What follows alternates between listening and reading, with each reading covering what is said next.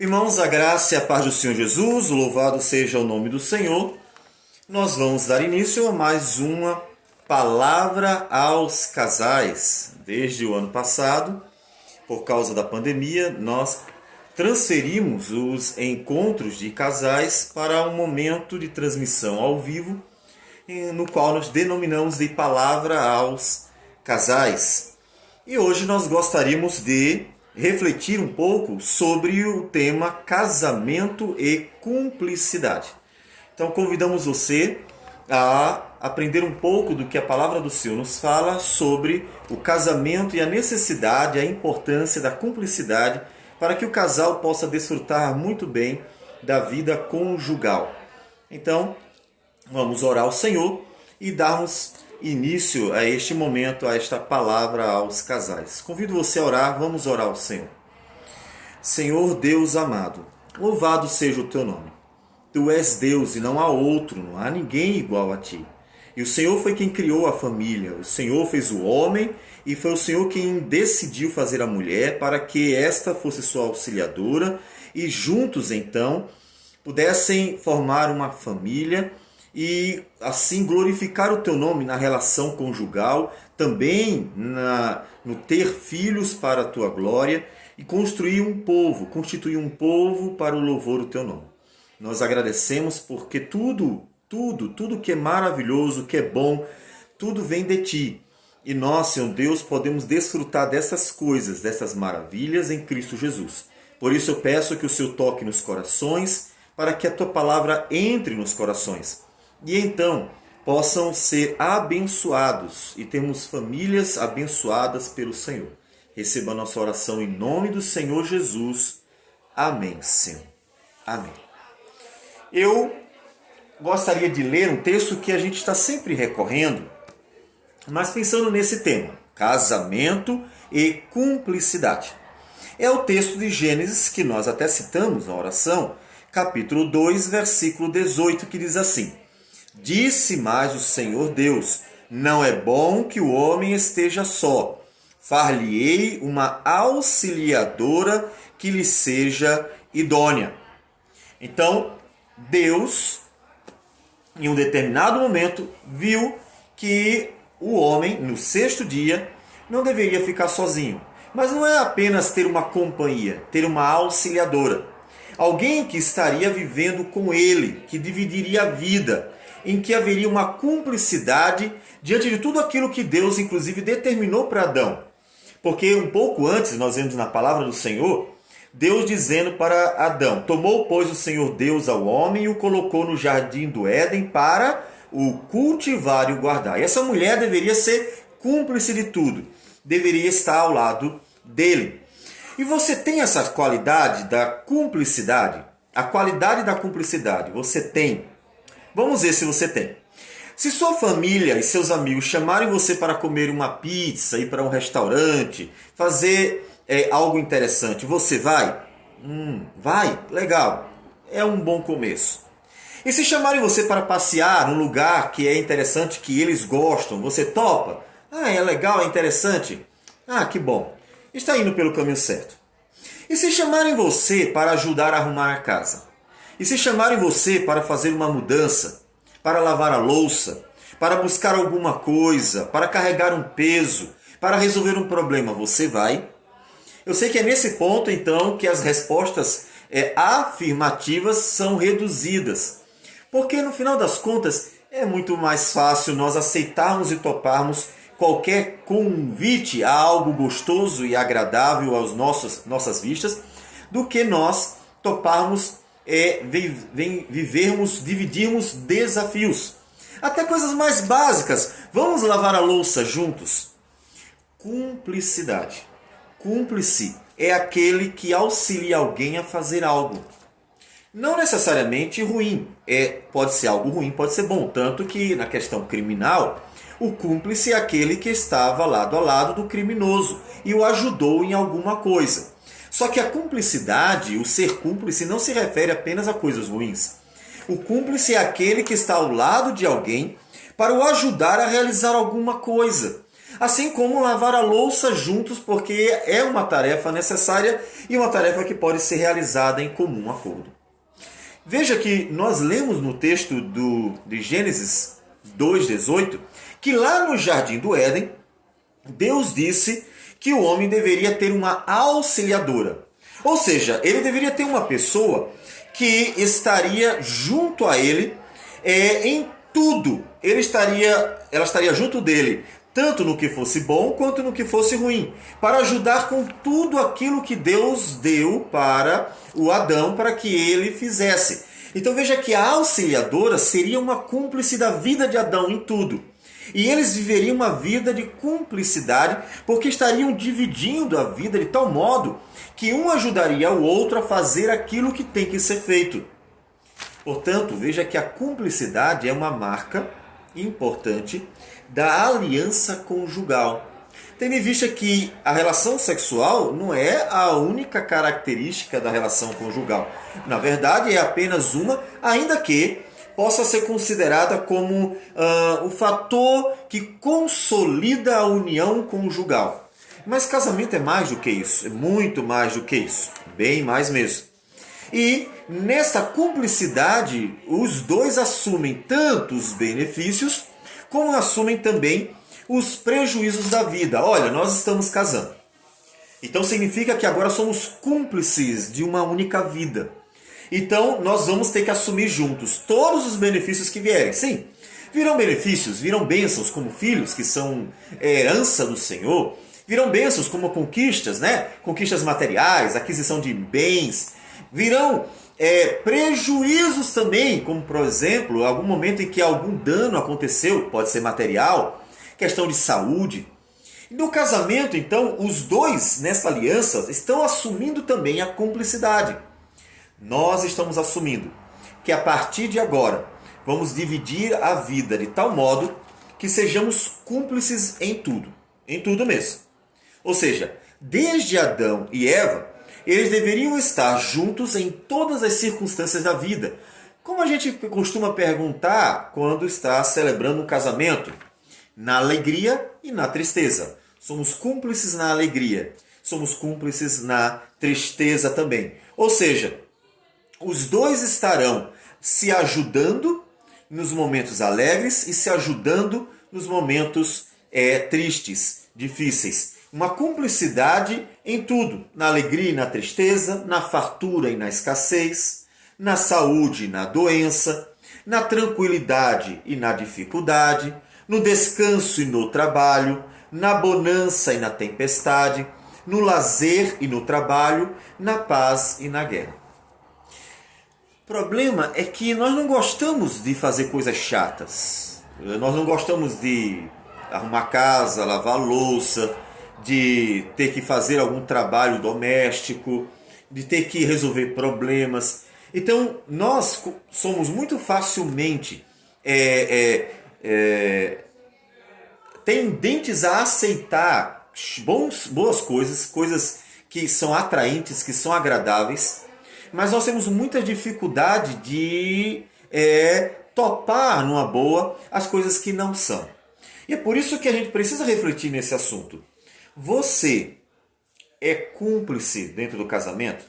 Ou você é a pessoa que simplesmente faz assim, deu um problema, digamos que quebrou um cano, uma lâmpada, deu algum problema financeiro, aconteceu alguma coisa de errada, e aí então você assim, foi ele, foi ela. Ou seja, a cumplicidade ali, ela não existe, porque no momento que você diz que a culpa é de uma pessoa, então você está assumindo que você não tem nada a ver com isso. Logo, você está dizendo que o casamento ele é duas vidas que estão andando juntas, tem algumas coisinhas em comum, a intimidade, o partilhar de alguns momentos, mas cada um é cada um. Então, se ele fez besteira, o problema é dele. Se ela fez besteira, o problema é dela. Isso não é cumplicidade. A cumplicidade é quando duas pessoas assumem a ideia de que não importa o que aconteça, os dois são culpados. Eu pensando aqui num crime, por exemplo, se os dois se derem bem, os criminosos, os dois saem com o dinheiro. Se acontecer algum problema e pegarem, os dois são prejudicados. Essa é a ideia da cumplicidade. Ainda que, como nós falamos, no casamento a cumplicidade é, dentro de um contexto maravilhoso, é uma bênção. Então, a cumplicidade é assumir que tudo que acontecer dentro do casamento é de responsabilidade, é dever, exige uma resposta, um assumir a responsabilidade de ambos. Como é que você tem tratado a vida conjugal? Pare para pensar um pouquinho. Para você, o casamento é sua vida, a do seu esposo ou da sua esposa é a vida dele, dela, e assim cada um vai fazendo aquilo que faz. E se acontecer um erro, a culpa é dele, a culpa é dela, que é o comum. Então, é isso que você faz? Então eu quero chamar você a rever isso. Vamos rever isso. Espera aí. Quando você fez uma aliança, você não fez uma aliança que vai morar na mesma casa. Você não fez uma aliança que você vai dividir o mesmo quarto. Você não fez uma aliança de que você vai ter alguns momentos de troca de interesses sexuais. Você fez uma aliança de que agora aquela vida que você estava vivendo se transforma numa vida partilhada, em que toda aquela vida agora ela é vivida a dois. Não são duas vidas, é uma vida. Por isso que o dinheiro é dos dois. Ah, mas quem trabalha é ele, mas é dos dois. Quem trabalha é ela, mas é dos dois. A casa é dos dois. Até fazendo aqui uma observaçãozinha, é estranho na verdade, deveria ser estranho. As pessoas talvez não estranhem pelo contexto caótico que nós vivemos. Mas é estranho a ideia de você chegar no cartório e o cartório perguntar assim, quando alguém vai casar: olha, nós queremos casar. Aí ele pergunta assim: que tipo de comunhão vocês vão querer? Vocês vão querer comunhão total de bens? Ou vocês vão querer comunhão parcial de bens? Ou não? Não, cada um vai ter os seus bens durante a vida toda. Essa é uma pergunta que acho eu que em boa parte dos casais, pelo menos cristãos, de primeira já estranho, porque ela não faz sentido. Porque a ideia do casamento é intrínseca, a ideia de dividir tudo. É uma aliança, é uma aliança de vida. O casamento é uma aliança de vida. Então a ideia é que ele dividirá tudo. Então não faz sentido perguntar se eles querem que o bens, o patrimônio que conquistaram antes continue sendo de cada um ou dos dois, e o que vai ser depois, se vai ser de cada um ou vai ser dos dois. Não faz sentido, porque está implícito no casamento a ideia de que os dois estarão dividindo tudo. Eles podem dividir uma cama, não podem dividir uma casa. Eles podem dividir as coisas mais íntimas, eles não podem dividir os bens materiais, que são muito insignificantes comparado com o que um dá ao outro, que é o próprio corpo, que é a própria vida, que é o dividir seus sonhos e planos. Não faz sentido algum. Então, isso é dentro de um contexto de uma sociedade caótica, ou seja, a sociedade está vivendo uma crise profunda na questão familiar, questão moral, e por isso que nós temos esse tipo de problema. Porque o casamento, ele exige essa cumplicidade. Olha, a partir de agora são dois vivendo uma vida. Então não importa o que cada um venha a fazer, porque de fato não deixamos de ser pessoas, ninguém anula a pessoalidade, mas essa pessoalidade ela está dentro de uma relação de aliança. Então eu sou eu, mas eu vivo dentro de um casamento. Então eu contribuo para uma vida, que é a vida chamada de conjugal, que é o casamento. E nessa vida são cúmplices. Se tudo der errado, deu errado, os dois precisam ir lá resolver. Olha, deu errado o que a gente queria. E agora, o culpado é quem? É você ou é você? Né? Quando você medita sobre a necessidade da cumplicidade, que está ali no ser uma auxiliadora, farei uma auxiliadora. Relendo o texto. Deus disse: não é bom que o homem esteja só. Far-lhe-ei uma auxiliadora que lhe seja idônea. Quando Deus disse isso, ele está dizendo: agora eu quero que alguém esteja junto a ele, dividindo a sua vida, auxiliando em tudo. Inclusive no trabalho. Ou seja, a mulher estaria trabalhando com o homem. É claro que nos nossos dias, a partir da Idade Moderna, com o advento da individualização da sociedade, aconteceu um problema, é que o trabalho ele passou a ter um caráter individualista. E aí o homem tem o seu trabalho, a mulher tem o seu trabalho. E veja que eles estão bem longe de casa, né? Cada qual em uma empresa. Isso, claro, fez com que a sociedade deixasse de ter uma noção de mulher dada ao homem para o auxiliar. Porque parece que cada um tem uma vida separada. Mas não é essa a ideia. A ideia era que os dois viveriam juntos. O trabalho seria partilhado, a casa partilhada e toda a vida seria partilhada. Então, se acontece um problema, eles são cúmplices. Então, aconteceu um problema. Eita, simplesmente quebrou alguma coisa dentro de casa. De quem é a culpa? Talvez um dos dois tenha derrubado. Talvez um tenha batido e quebrado. Talvez alguém tenha feito alguma besteira e terminou ocasionando um problema doméstico. Todavia, a ideia é que aconteceu o problema. Os dois são cúmplices nisso. São cúmplices por quê? Porque os dois assumem a responsabilidade. Vamos resolver. Vamos resolver. Significa, tem um problema, talvez um dos dois tenha sido mais responsável, porque de repente eu passei ali, bati na mesa e um prato que estava um pouco próximo caiu no chão. Tá, eu sei, fui culpado. Mas aí os dois olham para o prato quebrado e dizem assim: culpado você, vai lá no mercado e compra, porque você é o culpado. A ideia não é essa. A ideia é assim: olha, caiu o prato, quebrou, me desculpa, eu sei que ele fez isso. E os dois dizem assim: vamos comprar outro. Ou seja, a noção de cumplicidade faz os dois entenderem que, diante do problema, eles têm que resolver, os dois. Por isso, volto a perguntar: você é cúmplice no casamento? Ou você assumiu a identidade individualista desta idade moderna, como eu estou chamando, toda a era, desde o início da idade moderna até os nossos dias? Porque mesmo com o pós-modernismo, nós não perdemos as características individualistas, na verdade, só se acentua da modernidade. Então, você está assumindo o individualismo dentro do casamento, em que você tem as suas coisas e ele tem as dela. Alguns até, inclusive, eu trabalho, então eu ganho dinheiro, então esse dinheiro é meu. Ela trabalha, ela ganha dinheiro, esse dinheiro é dela. Então isso vai, inclusive, vai criar um problema nos filhos, porque os filhos também vão terminar trabalhando desse jeito. Ou seja, digamos que o seu filho ganhe alguma coisa, ganhe um dinheiro, seja uma mesada, seja mesmo fazendo algum serviço e seja recompensado, ele vai olhar para o dinheiro e dizer: esse é meu.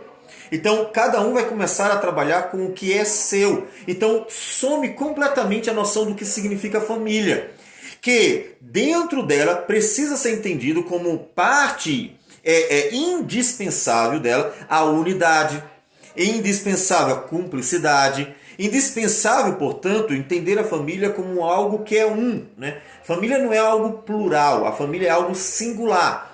A família é formada de pessoas, mas é um conjunto, é um único conjunto. A família não é apenas um nome de um lugar. A família é o conjunto de pessoas que vivem uma vida, e é uma vida.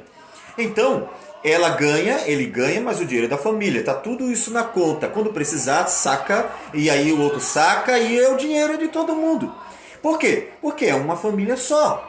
E isso vai, inclusive, ajudar os dois a estarem se abençoando em questões práticas. Aconteceu um problema, os dois vão lá resolver. Porque se você apenas assume a ideia de que cada um é responsável pelos seus atos, você vai sempre estar no lugar daquele que é o juiz diante de um réu. Por quê? Porque eu fiz, eu assumo meu problema. Você fez, você assume, é seu problema. Então, um e o outro assumem o papel de juízes e o outro de réu, dependendo do momento. E a família, que deveria resolver o problema de forma comum, ela passa a ver os problemas da vida como uma responsabilidade individual. E a família perde o sentido, porque a família ela tem o sentido de unidade, de algo que é comum, é uma única vida, é um único caminho. Então, cumplicidade. Se você casou, a sua vida agora é a vida de você e seu cônjuge. Então é uma vida partilhada por duas pessoas. Claro, vão vir os filhos também, e aumenta a família, e eles passam também a ser cúmplices da vida familiar, mas é temporariamente, porque os filhos também vão casar e também vão se tornar cúmplices de uma vida conjugal com o seu cônjuge, e aí seguem a vida deles. De tal modo que, no final das contas, começa a família com o casal e termina a família com o casal. Porque os filhos, eles são apenas um intermediário. Eles são um período da vida. É claro que filho é bênção para a vida toda, mas os filhos, eles são um período intermediário. Eles não abrangem toda a vida conjugal, porque não começa com o filho e não termina com o filho. Eles estão no meio do caminho e assumem a cumplicidade da vida familiar durante aquele meio de caminho. Mas o restante é o casal. É o casal que assume a vida conjugal para que sejam cúmplices. Você é cúmplice. Como é que você tem tratado a vida familiar? Você olha para os problemas e diz, nós temos que resolver, ou você diz assim, problema teu, você que causou o problema, então resolva, te vira. Você olha para as alegrias e diz assim, vamos desfrutar, ou você diz assim, eu conquistei, é meu, então eu é que vou desfrutar. Você olha então para a vida e então individualiza, ou você entendeu que a vida dentro do casamento ela é uma única, não tem duas vidas, tem uma vida partilhada por duas pessoas, mas a vida é uma só. Então significa que aplica-se a todas as questões da vida, todas elas. E veja, vamos mais algumas questões práticas para a gente ver. A cumplicidade torna o casamento mais gostoso, mais leve e mais produtivo. A cumplicidade sempre tornará aquilo que você está fazendo em algo mais fácil.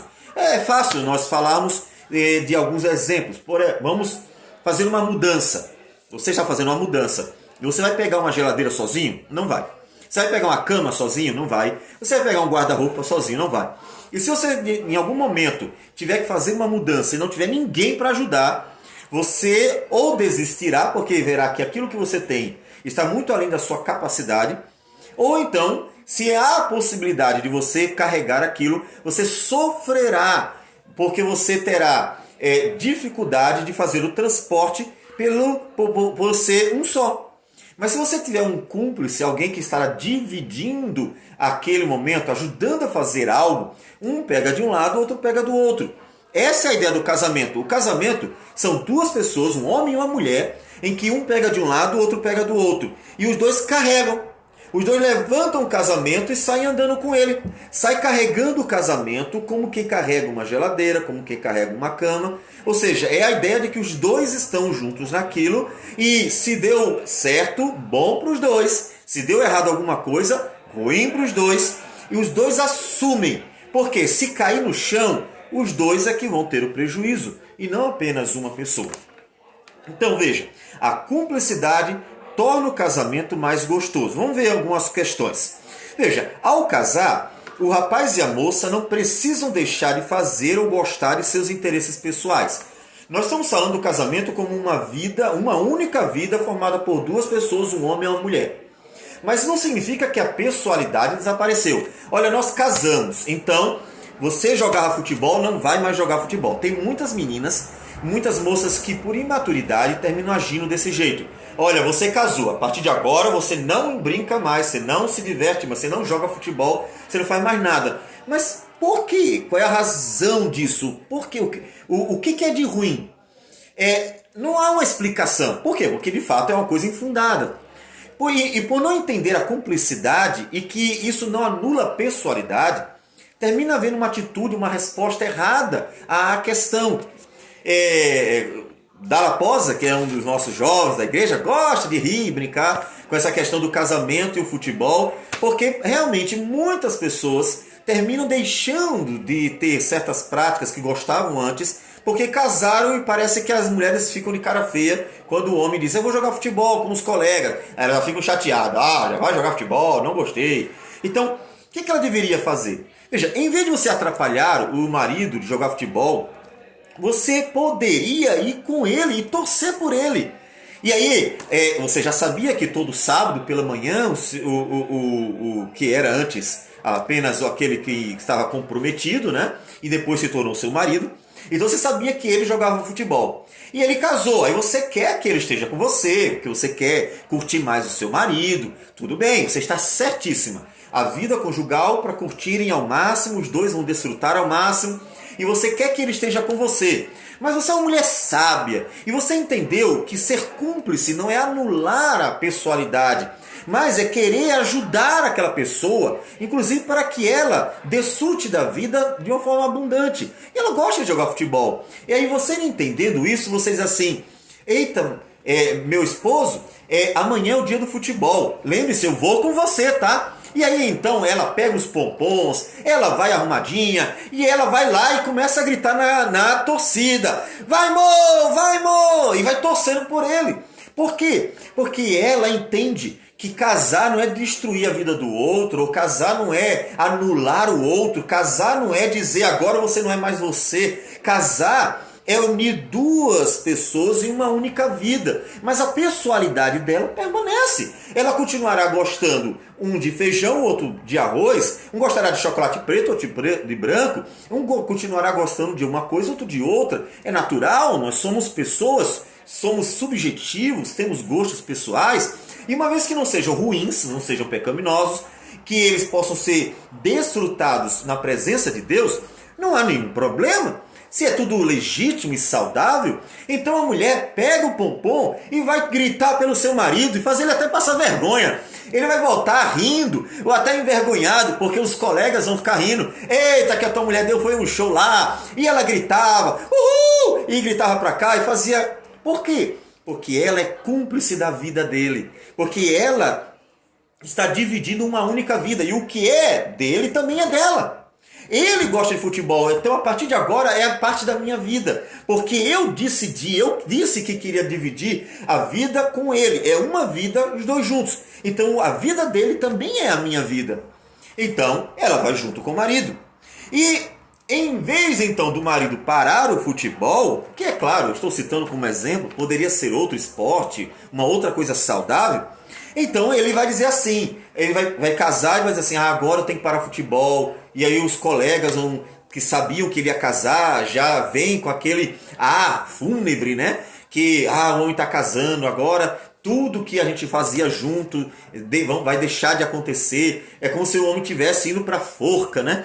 E eles já vão dando pesar. Oh, meu filho, que pena, mas vai lá, é assim mesmo a vida. Então, em vez de olhar para o casamento desse jeito, ele simplesmente casa e no sábado que vai jogar futebol, ele já chega com a esposa. Trouxe a minha mulher. E o outro traz a outra, traz a outra, traz a outra. Daqui a pouco, se todos os homens que vão jogar futebol levam as suas esposas para torcer por eles, uhul, vai, amor! E grita uma daqui, grita outra dali, e fazem aquela zoada toda por causa dos maridos que estão jogando, e ele faz o gol para ela. E então tem todo um momento que, veja, ele se torna um momento muito mais gostoso. Porque se o futebol era um momento de homens, passou a ser um momento da família. Passou a ser um momento em que as mulheres conversam, que as mulheres brincam, curtindo o momento que os homens estão curtindo.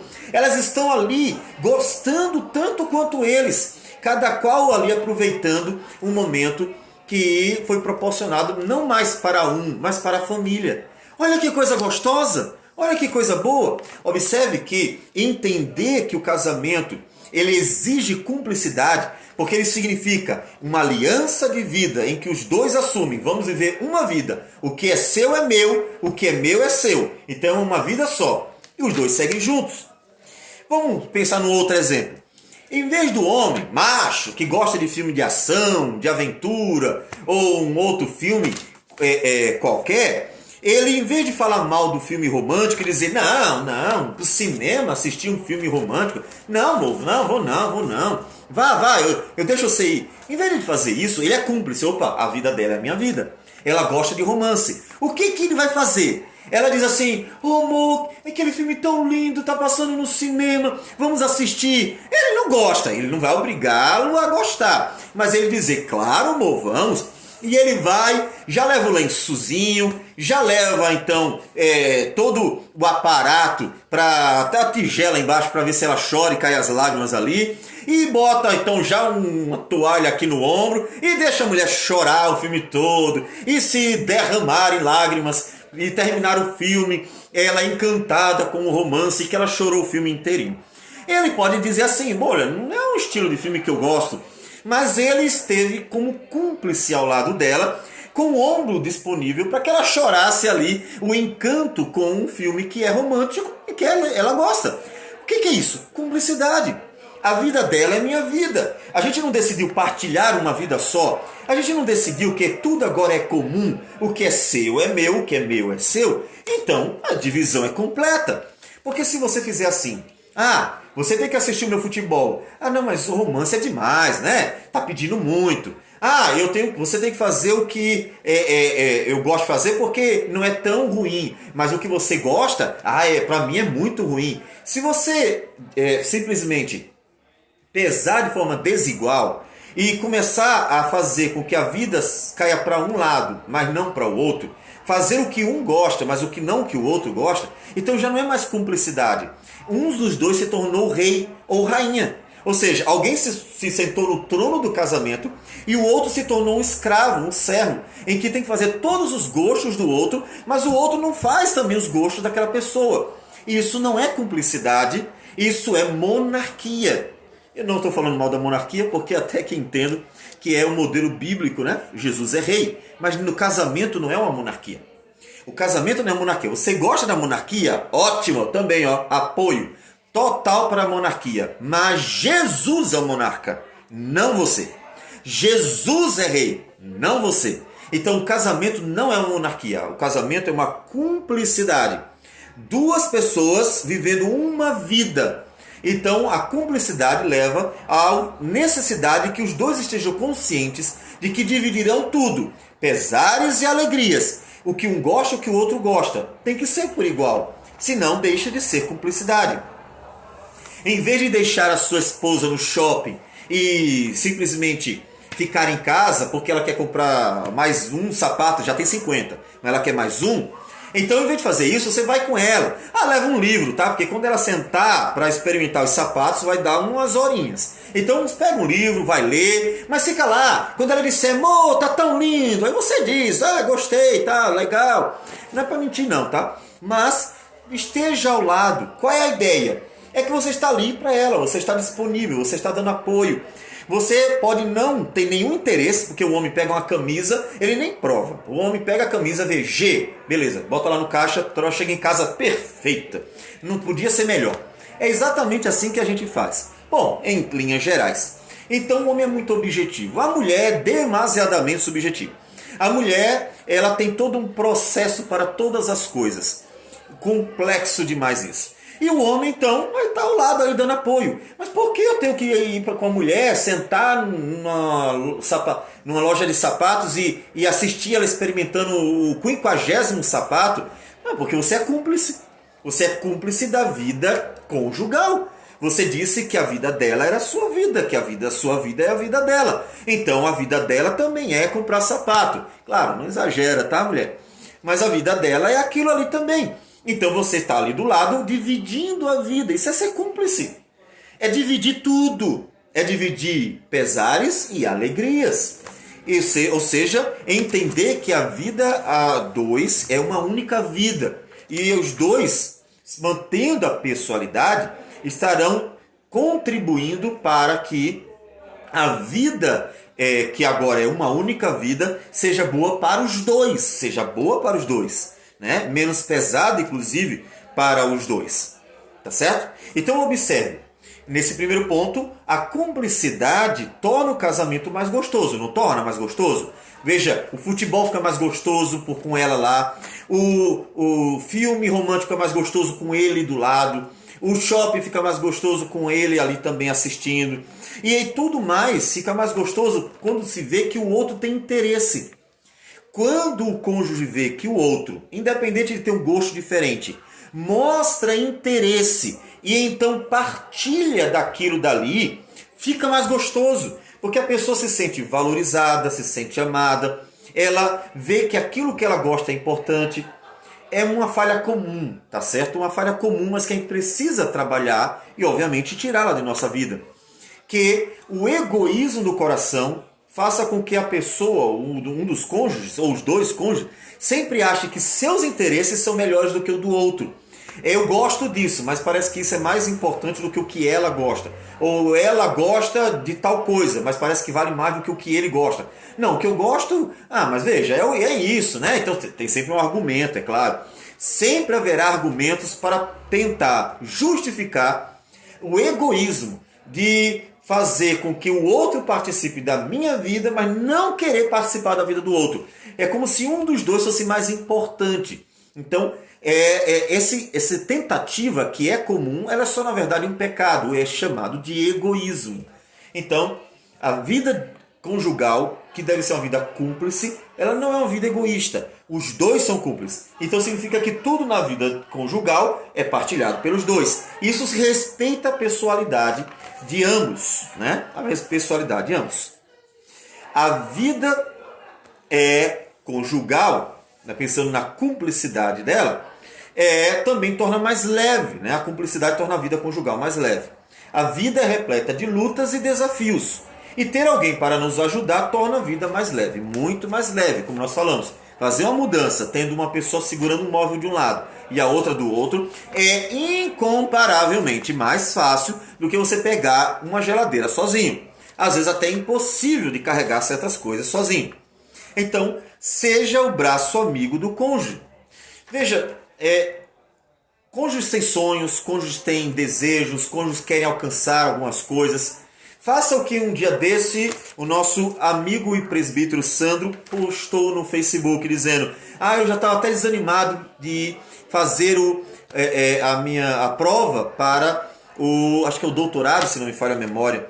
E então, quando eu disse que eu não estava muito animado, eu não estudei muito, acho que era proficiência para o curso. E ele disse que a esposa falou: não vá, não desista.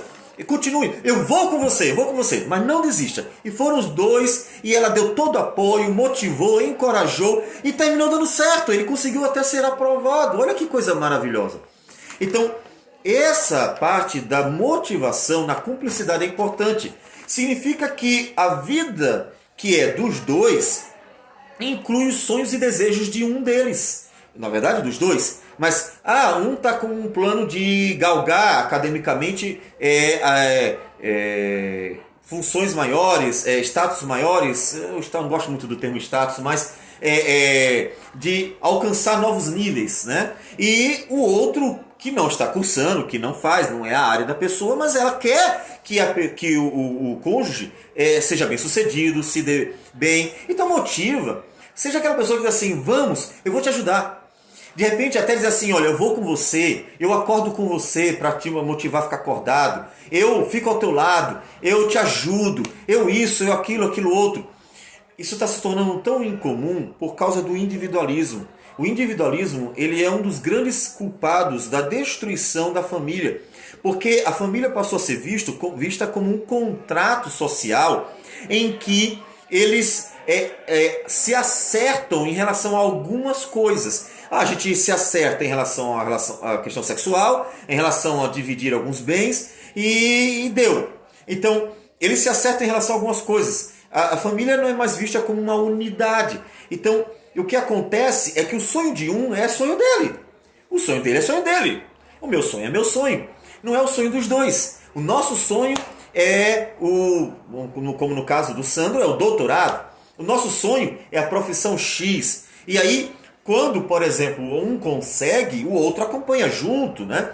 Então, uma cumplicidade, querendo que o outro se dê bem. Hoje, essa questão, como nós já falamos, da individualização do trabalho, nós temos um problema até de horário. Por exemplo, nós vamos ter, e é muito comum, em que o marido trabalha no primeiro turno e a esposa trabalha no segundo ou no terceiro. Ou o contrário. O que acontece naturalmente? Peraí, se eu trabalho, digamos, se eu trabalho de 8 às 14 horas, e ela trabalha das 14 horas até as 22, e seja lá qual for o horário, significa que nós não vamos nos ver o dia todo. E isso vai acontecer apenas, nós vamos nos ver só de madrugada. Então veja que a vida comum reduzida ao mínimo, ao mínimo. Os dois precisam, já que eles querem uma vida comum, pensar, o que a gente faz? Vamos orar para a gente ter um único horário? Porque se os dois trabalham de 8 às 14, o resto do dia é nosso, vamos fazer tudo junto.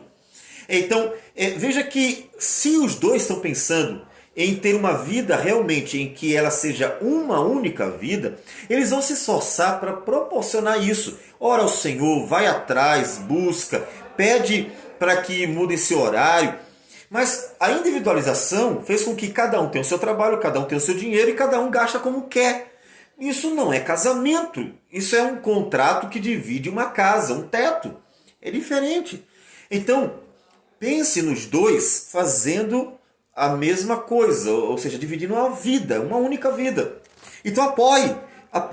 Olha, eu vou estar contigo, estarei ao seu lado. Vai, motive. Para que a pessoa, o seu cônjuge, veja que de fato a vida desse seu cônjuge é a sua vida. O sucesso dele é o meu sucesso. O sucesso dela é o meu sucesso. As conquistas dele é a minha conquista. A conquista dela é a minha conquista. Ou seja, é uma única vida. Duas pessoas, mas uma única vida. E quando o seu marido chegar do trabalho, por exemplo, pensando na mulher, veja, é seu marido, mas mesmo que ele seja uma pessoa, a vida dele é sua vida. Ele chegou no trabalho, ele está cansado, ele é exausto. Se você entende que é uma única vida, então, naquele momento que ele chegou, a vida dele é a sua vida. Lhe dê carinho, toma banho com ele, vai conversar sobre o dia, ele está cansado, peça para ele contar o que foi que aconteceu, deixa ele falar. Pode ser o contrário também, chegaram os dois do trabalho, né? Os dois chegaram do trabalho, estão cansados. O que eles vão fazer? Vão dividir aquele tempo ali, vão compartilhar como foi o trabalho, vão tomar banho junto, vão conversar, vão jantar, vão partilhar a vida. Não fica mais leve quando um diz, olha, meu chefe hoje foi terrível, fez isso. Ah, o dia foi cansativo, tive que fazer isso. E aí um começa a viver a vida do outro. É interessante que quando um tem interesse na vida do outro, isso vai acontecer com qualquer relação fraterna, um começa a aprender aquilo que o outro faz. Veja, se seu cônjuge começa a partilhar tudo o que ele faz no trabalho, logo você vai começar a entender o trabalho dele, ou o dela.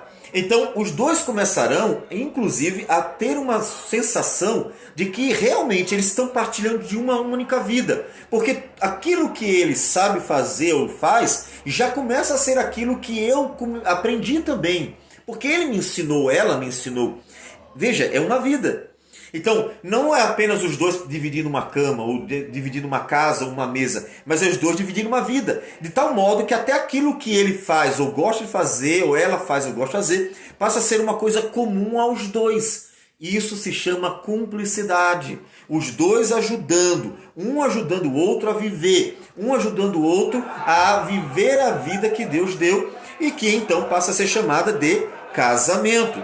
Uma única vida, certo? O que mais? Como você pode tornar a vida conjugal? E deve, por meio da cumplicidade. Ouça as tristezas, lutas, desafios, angústias de seu cônjuge, ainda que você não tenha nada para fazer. Ou seja, será que aquilo que o outro passa, já que é uma única vida, é importante para o casamento? É tão importante o que o seu cônjuge passa, que se ele estiver triste, pode observar que o casamento, a relação conjugal no momento, vai estar com aquela atmosfera triste. Veja, é a tristeza dele ou dela. Mas aquilo faz com que a casa tenha uma atmosfera triste porque é uma única vida. Se os dois tiverem uma vida completamente individualista, então ele vai ignorar a tristeza e é capaz até de viver e curtir a vida independente do que o outro está passando. Então, mas não é essa a ideia. E fica muito mais leve quando a gente vê que tem alguém para partilhar, tem alguém para dividir. Quando vai para o hospital, os dois vão juntos. Quando tem alguma tristeza, os dois choram. Os dois estão se ajudando.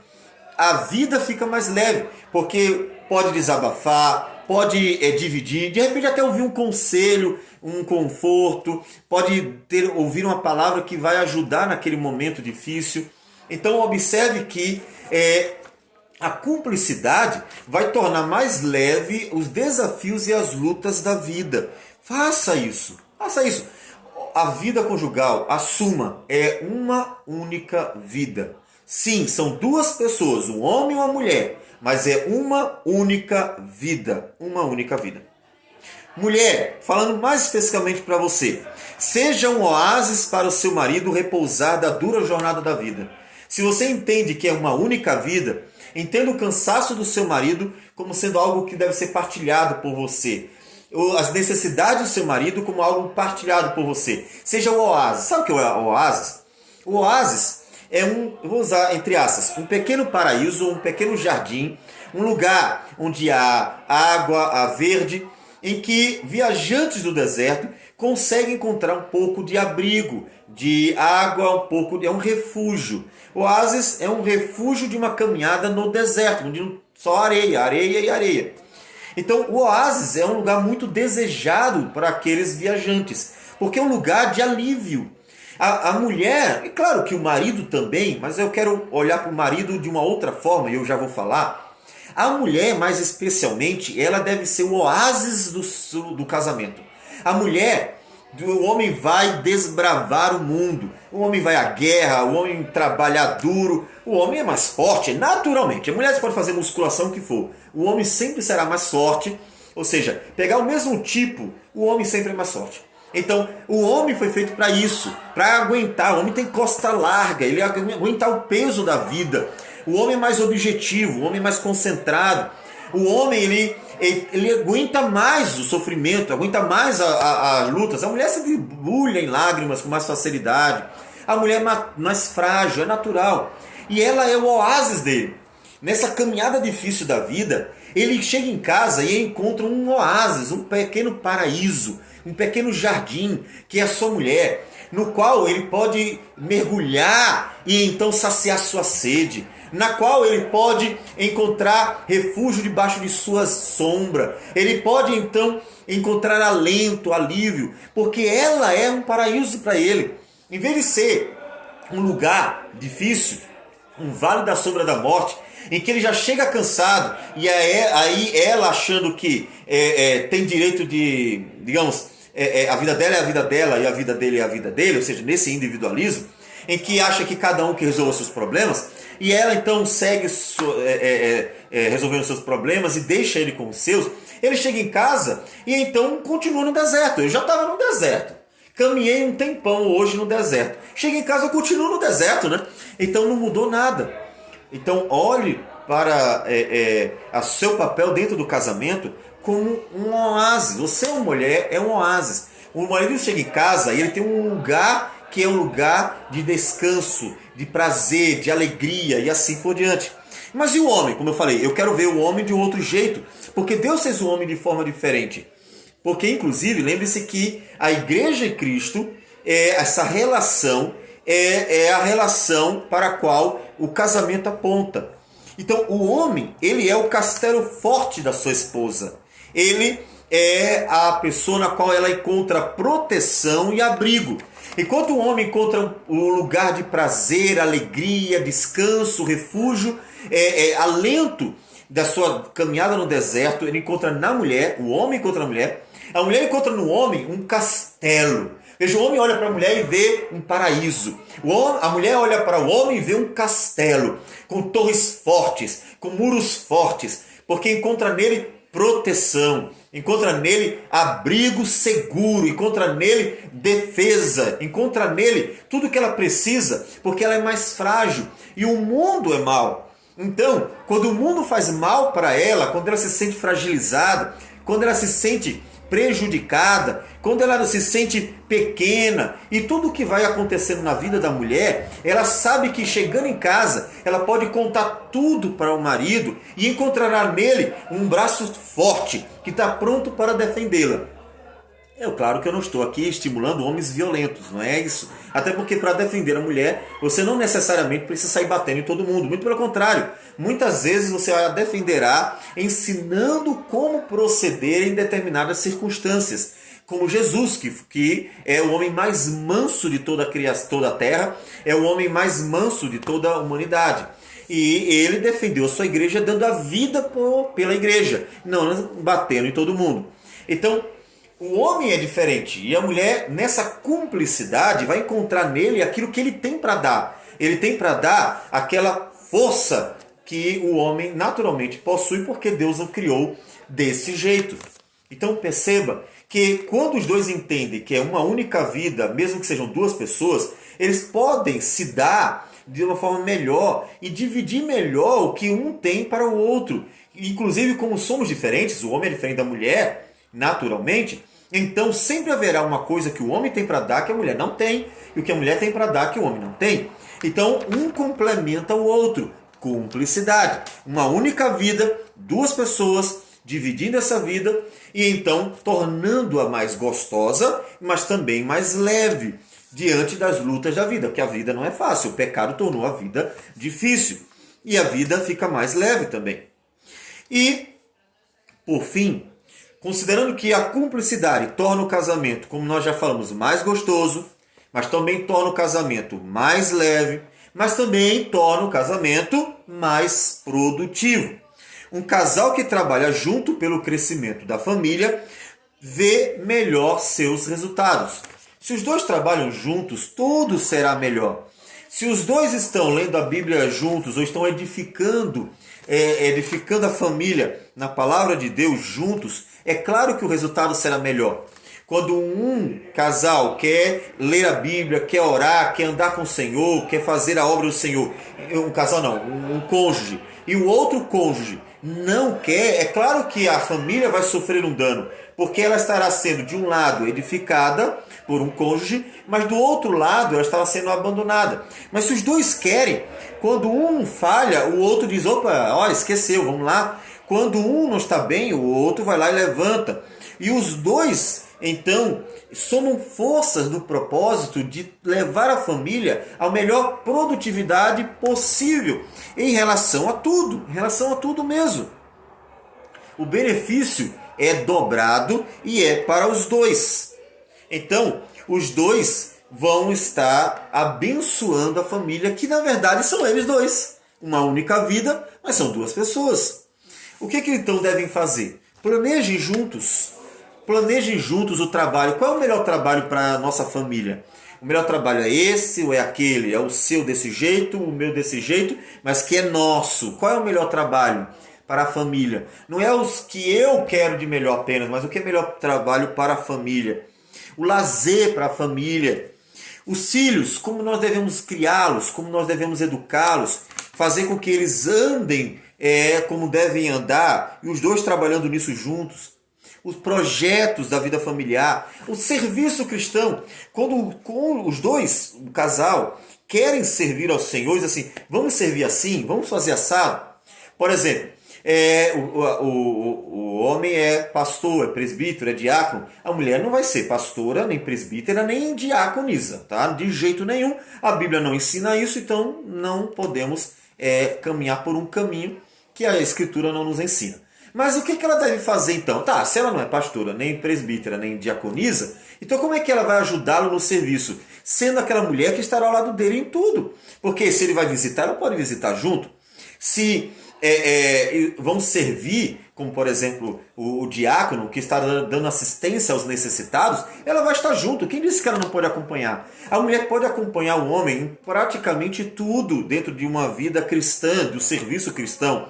Ela só não assume a função de liderança, mas ela estará ao lado para ajudar. Inclusive, para ajudar, como tantas vezes é necessário, que mulheres da igreja que precisam conversar assuntos mais íntimos e que tem a ver com a feminilidade, tem a ver com questões bem femininas, um pastor, um presbítero, o homem fica mais acanhado e ela com certeza ficará de partilhar para com um homem coisas que são de mulher. Mas tem uma mulher que está procurando aprender, que está lendo, que está procurando entender tudo o que diz respeito à vida pastoral para ajudar o seu marido e vai lá então e conversa com a mulher e aí talvez chegue em casa assim, olha, tem esse assunto aqui, eu não sei exatamente como eu posso orientar, e aí os dois juntos oram, trabalham e pensam como resolver aquilo dali no Senhor. Ele orienta ela como pastor e então ela vai lá e dá o conselho, coisas que de repente ele sozinho não deveria ir lá, porque ficaria muito delicado, constrangedor. Ou seja, eles estão partilhando de uma vida comum, percebe? Uma vida comum. O trabalho de um é o trabalho do outro. E até o serviço cristão pode ser partilhado junto. Porque mesmo que uma mulher não assuma liderança, ela pode estar ao lado dele o tempo inteiro para ajudá-lo no seu desenvolvimento da própria liderança. E às vezes a mulher pode chegar até mesmo a ter ideias melhores que o homem não percebeu, ter alguma sugestão melhor que o homem não percebeu, sim. Ninguém tem dúvida de que a mulher é tão capaz quanto o homem em relação a uma infinidade de coisas. Como nós falamos, o homem é naturalmente mais forte, não precisa ir longe para provar isso. Basta pegar homens e mulheres que tenham um perfil semelhante e fazer o teste, se eles são ou não são diferentes e o homem é mais forte. Questões emocionais, tudo isso são diferentes. Mas pensando na questão racional, em questão de inteligência, a mulher é competente, claro, ninguém duvida disso. Só que todavia Deus deu ao homem um papel diferente da mulher. E Ele quer que seja desse jeito. Então, seja cúmplice nos projetos da vida familiar. Seja cúmplice no projeto. Vamos fazer assim. Né? Vamos juntar para isso, é os dois juntando. Vamos comprar isso, é os dois comprando. Vamos galgar tais coisas, é os dois indo atrás disso. É algo comum. Por que comum? Porque sendo duas pessoas, elas fizeram uma aliança de viver uma única vida. Então por isso que tem que ser comum. E é assim que funciona bem o casamento. Quando os dois entendem que é uma única vida, mantendo a pessoalidade diferente, mas uma única vida que está sendo vivida como um casal para a glória do Senhor. Então, o que nós vemos? É que tudo no casamento diz respeito a uma vida comum, tudo. E por isso, então, pense, olha, se houver um problema, vai ser um problema para os dois. Não é um problema dela ou dele, é um problema dos dois. Por isso que a gente tem que recorrer, inclusive, ao Senhor e dizer, Senhor, problema nosso aqui, nosso. O que a gente faz? Às vezes, um dos dois, como nós falamos, pode ser responsável por algo, mas o problema é da família, é um problema conjugal. E aí eu pergunto para você, você tem visto o casamento como uma única vida, mesmo sendo pessoas diferentes? Você tem sido cúmplice do seu cônjuge, partilhando, ajudando, dividindo, contribuindo em tudo no que diz respeito a essa uma única vida que é a vida conjugal, inclusive mantendo a pessoalidade, mas tornando-a parte da sua vida. É o gosto dela, mas agora faz parte da minha vida. É o gosto dele, mas agora faz parte da minha vida. Tá, tudo bem, eu não continuo sem gostar de comer tal coisa, eu continuo sem gostar daquilo, mas eu compro para que ela coma. Eu continuo sem saber, por exemplo, a mulher sem saber jogar futebol e não tem o menor interesse, mas agora o futebol faz parte da minha vida. Então eu não jogo, mas eu torço. Ou seja, a vida se tornou uma vida. E ainda que os dois tenham a pessoalidade preservada, e pode até ser modificada pela própria influência um do outro, mas os dois estão conscientes de que estão dividindo uma única vida. E assumindo que tudo agora faz parte da vida dos dois. Tanto coisas boas quanto coisas ruins. Tanto problemas quanto momentos de alegria. E os dois assumindo, a vida fica mais gostosa, mais leve e a vida fica mais produtiva, porque os dois juntaram forças, estão unidos no propósito de levar essa vida adiante para o louvor da glória do Senhor e para o benefício dos dois, como um casal, como uma única vida.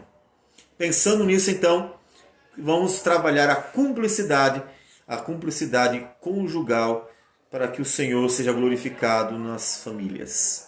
Vamos orar ao Senhor, então, concluindo nossa palavra aos casais. Senhor Deus amado, obrigado por tudo, pelo teu amor, graça e misericórdia. Que ajude-nos como famílias a vivermos a cumplicidade, que é o partilhar da vida, assumindo tanto as responsabilidades como as alegrias, como parte, Senhor Deus, também da nossa, de nós por dividirmos uma única vida. Que o Senhor abençoe as famílias, os casais, que o teu povo cresça saudável no Senhor e que o Senhor seja glorificado em tudo isso. Tudo isso nós oramos e agradecemos em nome de Jesus. Amém. Que Deus abençoe a todos. Até então a próxima palavra aos casais.